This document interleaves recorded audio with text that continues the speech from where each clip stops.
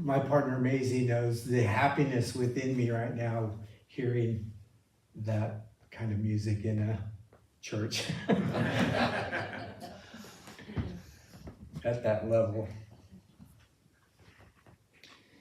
Today's talk is Speaking the Truth in Love, and my name is James Buffalo Moreno. I am just happy to be here once again, and it's an honor and a blessing that I don't take lightly. I really sit in the moment with being with you.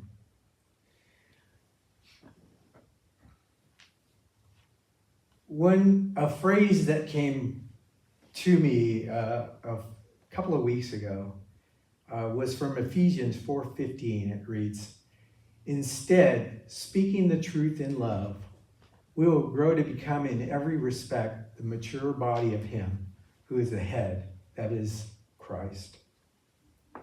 And I just love that, speaking the truth in love.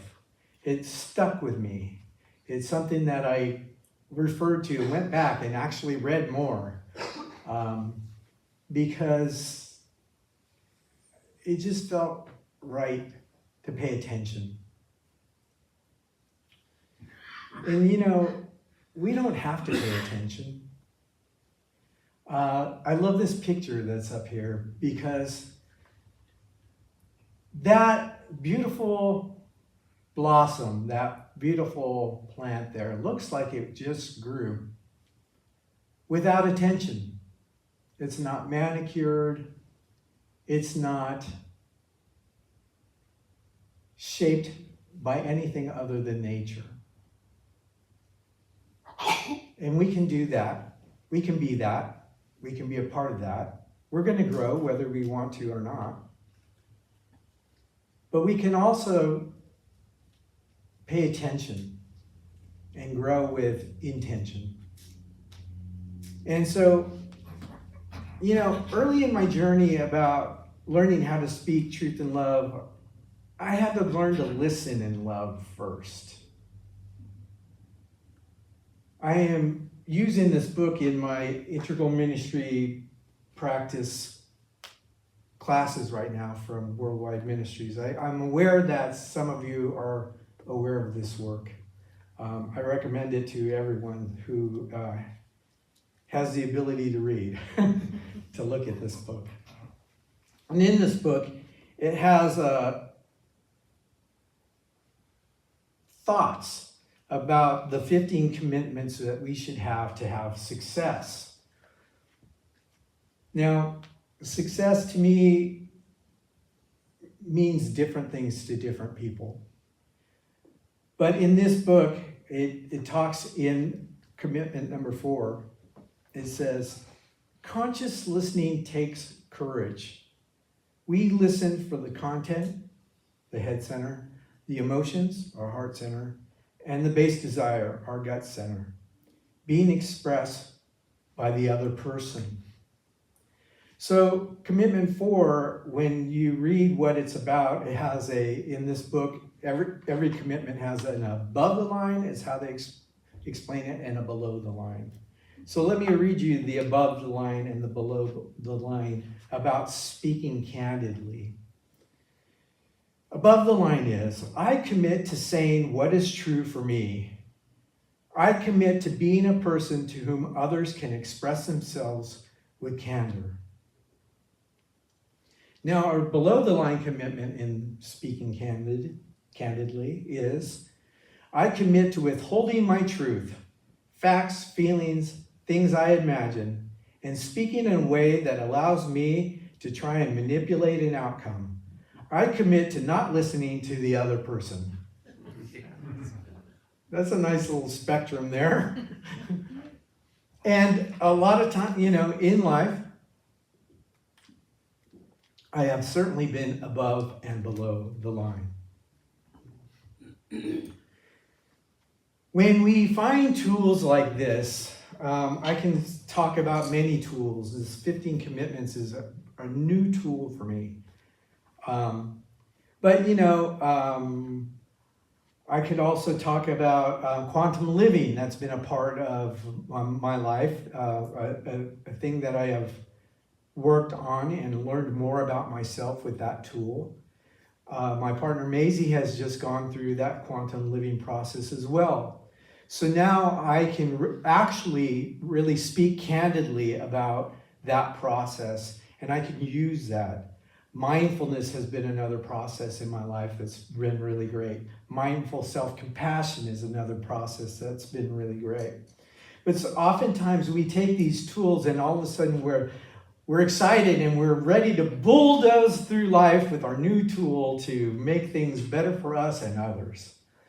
But sometimes there is confusion when that happens because you're now using a new tool. You now have a new way of speaking and seeing and a way of verbalizing things, and the other person that you're talking to may not know what you're talking about. And it might actually feel offensive and weird and odd, and why are you saying that? So I say, when you do find a new tool, share it with others. Have other people look at what you're looking at. And then you have common ground to speak with. It's not to say you can't use this tool in your life when you're amongst other people who haven't used that tool, but you would use it differently if you're in a room full of people that know what you're talking about. So one of the tools that I use early on in my learning to speak the truth in love was a tool that I call keeping my big mouth shut. I came to a point where I noticed and I was not comfortable with being in a place where something is said to me and I say something back, and it could be something that maybe I didn't need to say. Or saying something in my defense. Like, why do I have to defend myself? Started being a dialogue within my head. So I decided to do an experiment.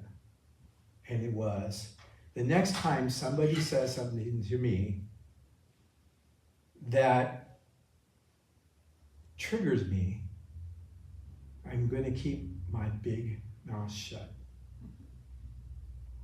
Constructive criticism or something like that comes my way, I'm going to keep my big mouth shut.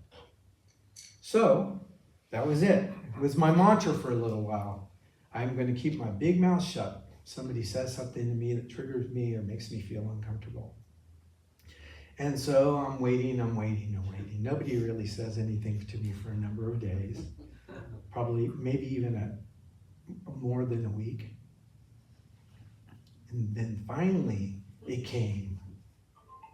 Somebody said to me some criticism. And I said to myself, okay, keep your big mouth shut. And then I heard more dialogue coming my way. And I heard more dialogue coming my way. And I kept saying, just keep your big mouth shut. Just keep your big mouth shut. And then finally, when it was done and it was all said, I said, I didn't have a reprieve. Because that was the point. I didn't want to have a reprieve. So I said, I heard what you're saying, and I'm going to go take a shower. So I went and took a shower. And in that shower, I started crying. That was weird. I didn't really expect that to happen. But I started crying, and I was like, what is this? Why does it make me feel this way? And in the cleansing water, it came to me. Because I would rather say something to hurt you or stop you than to hurt myself. So, that was a big aha moment for me in learning to listen and to be with whatever is being said. Speaking candidly is not for the faint of heart sometimes. But my journey continued on, and I started to learn more about that listening, that being able to hear even things that I don't want to hear. So, in my journey, I came to a place where I can actually even say now, tell me more about that. That was a big step. I learned that from someone else when I heard them say, tell me more about that. I was like, wow, that is a really big step, especially when you're being told things you don't really want to hear. Tell me more about that. Let me tell you about that journey. Oftentimes, that has led to a place where, as they start telling more things about what they see that I have let them down or done wrong, it really, as you say, well, tell me more about that. And more comes. And well, tell me more about that. Can you say more about that? What were you feeling? How did I make you feel? What, and asking other questions, right? I have multiple times got to the place and hearing more and more and more about my disservice to them in life, where it actually becomes an apology. Like, I'm so sorry. I have this going on and I have that going on. You really didn't do this to me. I'm going through my mind and something is happening in my mind that really wasn't happening. You didn't really do this to me. Right? Because they are able to be heard. And as they're being heard, they're hearing themselves. And they're realizing, this doesn't actually have to do with you. This is something within me. That was an eye-opener. Especially, as the first time of using that, like, tell me more about that. It was an eye-opener for it to actually flip. And it was the tool that allowed them to hear themselves. It was amazing. One of the other tools that came my way was come closer. I heard somebody say that. And I just thought, wow, that's brilliant. That's the opposite of what I used to do before I went in the shower and came to my new conclusion. Go away. Right? Because my words to stop them was to say, stop speaking, stop being a part of me right now, because I don't want to deal with what you're saying. To be able to say, come closer, when maybe there isn't a remedy, or maybe when there isn't this aha that it's really something about them. When there really is something that I have done that I could do better, where I have fallen short, because I do fall short. When they have explained to me and I see that they're right, that I have fallen short, I can say, come closer. Come closer. I'm here for you.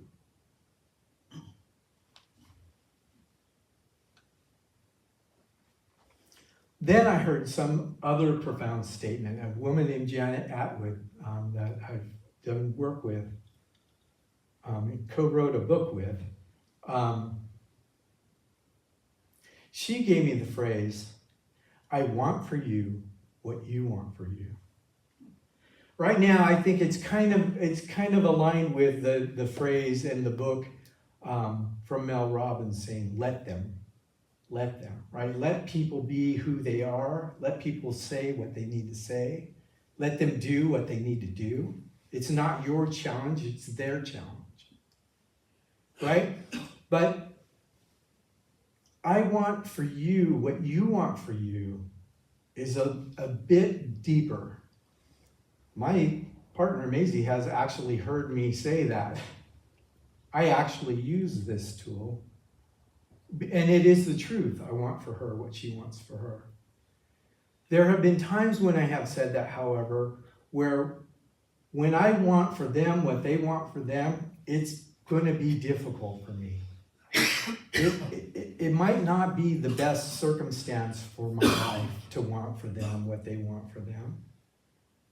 But it is such a powerful foundation for realizing that other people have what they need to do and go through. And so it is a foundation for that. It's a foundation for surrender.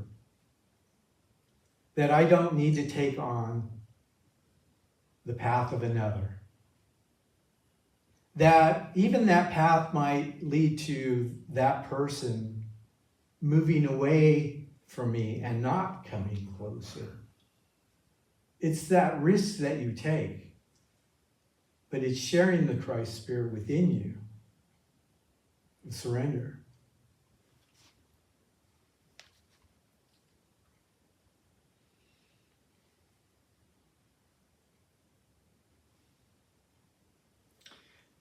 And another tool that has come my way is being able to say out loud, I don't know what I think right now. Will you be with me while I take the time to figure out what I'm feeling? Because we don't always have to know. We can know that there's something going on. We can know that there's something that's not sitting right currently. We don't have to be able to pinpoint it and be able to explain to anybody what that is. We don't even need to explain that to ourselves. And when we don't need to explain that to ourselves, we can come to a peaceful point within us. That, yeah, there is something going on. It's boiling under the surface. Can't quite pinpoint what it is. But I know I feel it. And I know it's affecting me. I know it's affecting what I might say or what I might do. I don't need to pinpoint it. I just need to know it's there. And I need to say it to those people, especially people around me that love me and want to pinpoint anything. I don't know what it is. There's something there. You're right to be concerned, maybe. You're right to be concerned that something's going on with me, but I don't know what it is. It's allowing ourselves to surrender that we don't have to fix everything, right? So, that original Ephesians 4:15 that I read to you, as I looked closer to that and I read more about it, I'm thinking, this came from the Apostle Paul. And the Ephesians were a group of people that he came across on his journey from Jerusalem to Rome. He was walking from Jerusalem to Rome to be incarcerated. And when he actually wrote these words, he was incarcerated. And one of the people from the area of the Ephesians came to him while he was in his cell and said, look, the work that you did with the Ephesians, it's falling apart. See, because what he did was he brought new words and new language to the Jewish people of that region. And he introduced them to these people who are now calling themselves Christian, which it was new to them. This is a new thing. This is like, what New Thought was 100 years ago. It's new languaging. It's new thinking. It's new principles to adhere to. And so those principles weren't very clear, and they still, to me, are not very clear to this day. But he decided to write to them. And in a friendly way, try and clear things up. I'm going to read some of this to you. And he's talking about the Christ Spirit or Christ. He gave some to the apostles, and some prophets, and some evangelists, and some shepherds and teachers, for the perfecting of the saints, to the work of serving to build up the body of Christ, until we all attain to the unity of faith and the knowledge of the Son of God, to a full-grown man, to measure of the stature of the fullness of Christ, that we may no longer be children, tossed back and forth and carried about every wind of doctrine, by the trickery of men, in craftiness, after the wiles of the error. But speaking truth in love, we may grow up in all things into him, who is the head, Christ, from whom all the body, being fitted and knit together, through which every joint supplies, according to the working in measure of each individual part, makes the body increase to the building up of itself in love.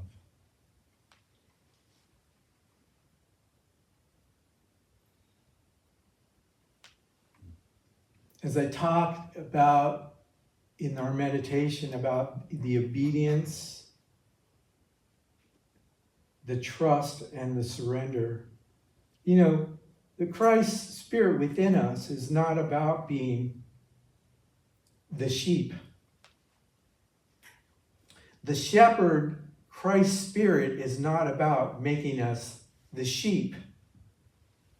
It's about making us the lion, the one that is all powerful, the one that we can realize the power within us and what it's for, the one that we understand that the power of healing is within us, the power of grace is within us, and the power of giving of love is within us.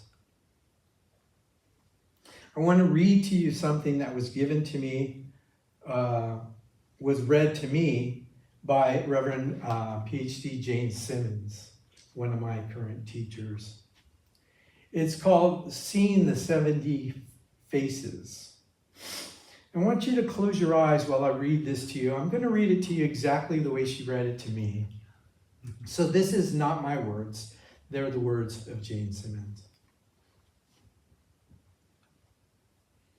I read about a beautiful wedding ritual that someone witnessed once at a Jewish wedding called the Scene of 70 Faces. In this ceremonial ritual, the rabbi asked the bride and the groom to turn and gaze at each other. As they did, they were invited to each see their partner's 70 faces. The number 70 in Jewish mysticism meaning is infinite. As the couple stood face to face, the rabbi started to list those faces. The face of happiness and sadness, faith and fear, young and old, warm and cold, worried, wounded, withdrawn, angry, joyful, peaceful, crying, laughing, ailing, aging, dying. While they were seeing these faces in their beloved, the couple mentally said yes to each one, agreeing to marry them all. While this is going on, the rabbi asked for all the couples who were witnessing the wedding to turn to their own partners and participate in the ritual. For some, it was a renewal of their vows. Those that were single or not attending with their partners were invited to close their eyes, look inside themselves for the 70 faces, and for each one to welcome, embrace it, loving all of them. I was so inspired about reading this. By reading this, I wanted to try a similar process as centering meditation to welcome and embrace our many faces and our loving hearts. So I invite you to spend some time experiencing divine love as we remember that love is a quality of consciousness. We are swimming in unconditional love right now. So take a moment, sink into that awareness. that we are eternally walking in a field of compassion, caring, kindness. We are enfolded in it and surrounded by it. So really tune into that sense of being embraced by the healing power of love. Feel that. Feel that presence as it blankets you in gratitude and peace. Tune to our breath now as we notice its rhythm, in and out. Let the rhythm anchor us in the now moment. We deeply inhabit the presence. And now imagine breathing into the heart as you activate a feeling of love and gratitude. Let it grow and expand.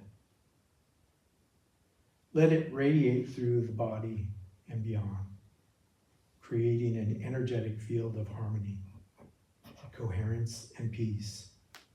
We allow our hearts to widen even more, and as we do, the door of our heart opens in welcome. And so we welcome and bless all parts of ourselves, offering welcome as we acknowledge the many faces and make room for all of them in our hearts. The optimistic face, the pessimistic face, the spontaneous face, the guarded face, the vulnerable face and the fearful face, the willing face and defiant face, the trusting face and the defensive, suspicious face, the self-reliant face and the powerless face, the naive face and the discerning, insightful face, the dependent face, the protective, independent face, the sensitive face, the callous face, hopeful and cynical faces, the lonely face, the sweet loving face, the face of denial, the face of empathy, resilience and faith, the withdrawn, confused face, the outgoing, joyful face, crying, laughing, the healthy face, the ailing face, the youthful face, and the aging face. We embrace all these faces with self-compassion, kindness, and caring, knowing that in our welcoming heart, there is room for acceptance of all of us. Notice any faces that you are reluctant to embrace. Ones that may have caused you pain or embarrassment in the past. Ones that bring self-criticism. Consider what defensive strategies you may have taken on because of a reluctance to say yes to all these faces. Feel what happens when you welcome all parts of yourself to the table. When you look through the eyes of kindness, it takes a force beyond the ego to do the welcoming. So feel the powerful power of source energy that arises when we allow our hearts to remain open to parts we have previously kept outside our circle of compassion and acceptance. We surround ourselves now in that compassion and caring as we widen the circle. Feel gratitude and loving kindness well up and envelop your body, bringing to you a coherent, harmonious state. And so we rest in harmony, the present moment. And give thanks to the many gifts available to all of us as potential. And so let's take a breath. Feel our feet planted on the floor, our back against the chair, and our hearts filled with gratitude. All is well in the kingdom. When you are ready, bring your attention back to this time and space and open your eyes. I'm not trying to tell you what to do. I'm sharing with you what have been the tools to bring more consciousness to my moments. And with that consciousness, an understanding that the Christ light is within me. And as I pay attention to it, as I surrender to it, and as I choose to share it, that Christ light is always willing to help me grow. You'll hear out in the spiritual world right now, stop changing. That's the new phrase, stop changing. Well, if we could stop changing, we'd all live forever, right? That's not going to happen. Change comes all the time. We are always changing. But are we paying attention? And can we have more peace and comfort as we share our Christ life with ourselves and with others? When we take the time to reflect on what we share and how we share it, we bring conscious awareness to our actions. This conscious awareness, this conscious sharing is a meaningful step towards recognizing the Christ within. A deeper movement towards self-love and a greater capacity to love others. And I see the Christ within you. And so it is.